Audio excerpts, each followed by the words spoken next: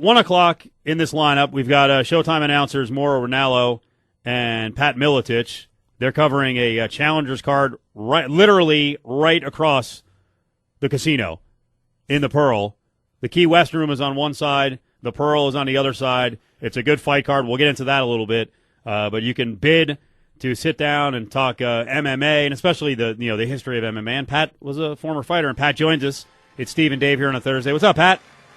Oh, not much, guys. How you doing? Real good, real good. We appreciate, first of all, you taking part in this thing. This is a good charity, and Al Bernstein's a good guy, and it's for a nice cause. So we're glad you're doing it. Thank you. No problem. It gives me another chance to make fun of Mauro Ranallo on air. By the way, what happened with the hair? What was that decision? Well, I've been sorry about my voice. It's a little destroyed right now. It's all right. But I think he just I think he saw all the people around him that were tough that had crew cuts, and he thought he's going to try and fit in or something. Yeah, it didn't work, did it? I told him he looks a little more like a sex offender than a tough guy. Tough guy. There you go. That might be part of the material of making fun of Mauro. But yeah, Mauro had this like big, bushy head of hair, and he shaved it. And there are just some people that don't look good with shaved heads, and yeah, it's just the way it is. You know what I mean? You know what I mean? There's some of us just aren't cut out for it. So yeah. I know you were busy yesterday, so I don't even know if you tracked the news, but I'm sure you saw it by now. This UFC 133 main event is pretty nutty. The way it went down, where UFC loses their co-main event guy in Phil Davis, and now Tito Ortiz is in on 3 weeks' notice.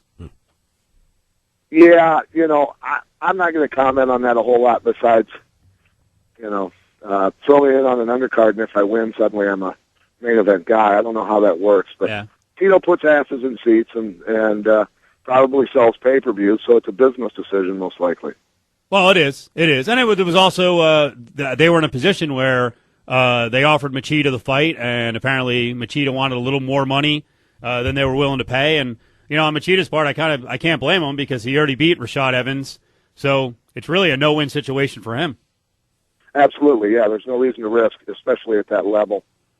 If All you've right. already beaten somebody, why go back and fight him again and give him a chance? We're talking to Pat Militich here with DC and the Sunshine Man. Pat is part of our 24-hour radiothon. He's the 1 o'clock hour. I mean, great guy to talk about his own fighting career, the growth of MMA, current Strikeforce roster. So you can bid on that at ESPN1100.com. So what happens with Fedor and Dan Henderson? Henderson's going to come in. He said he's not going to come in gigantic. He'll be like 206, 208. First thing is Fedor going to come down, slim or come in slim down at all, and can Henderson beat him? Oh well, Henderson's made a career out of beating bigger guys, so I think he's capable of beating anyone. I mean, if Dan Henderson lands a right hand, he'll kill a bull. Huh. He's spinning people around with the dang thing. So I think he's capable of beating Fedor. Fedor's obviously still a very, very dangerous guy, especially against somebody that's smaller than he is. Do I think Henderson will get takedowns on him? Yeah, I do. I don't know how much he'll be able to do with Fedor on the ground, but it remains to be seen. I think it's going to be a very entertaining, very, very good fight. I'm looking forward to it. It's one of those super matchups, and to me, that's I don't care where Fedor fights. I mean, I prefer him down to 205, but if he wants to stick around, I just like to see him in some of these dream matchups the rest of the way, fighting maybe other elite light heavyweights or smaller heavyweights. I still think he's a guy who puts butts in seats too. Yeah, I'd love to see him cut to 205. I was saying that a year ago or more, what damage he could do at 205. Right. And but that's up to him and up to his camp, I guess. And Henderson moving up to fight him. Dan said, I don't want to catch weight. I don't want Fedor to have an excuse when I beat him, so you got to love Henderson. Right. Oh, yeah. I mean, one of the things I was suggesting, you don't sound thrilled that Tito's getting a shot at the number one contender in the 205 division, but I thought, if Tito was going to be out for a while, if they could actually work things out, you can maybe do a crossover fight with Tito and Fedor, and that would excite fans. Yeah, but you know what? Let's be honest. Tito in the ring with Fedor, it's just, I don't think Tito deserves that. Okay. I got to be honest with you.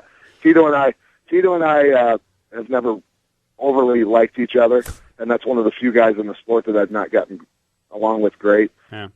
The level of class in the two persons, I don't think Tito even remotely deserves that. Well, I found it interesting when he took this fight. Dana White said, "Hey, it's a new Tito I'm dealing with now." Well, good. I'm glad he's the new Tito. We'll see what that's all about. So, Pat not starting up a new T-shirt line, the Tito fan club line. All right. Hey, Pat, we appreciate it. We'll see you in town next Friday. We're looking forward to the card. And thanks again for doing this hour for us. Yeah, we'll have a blast.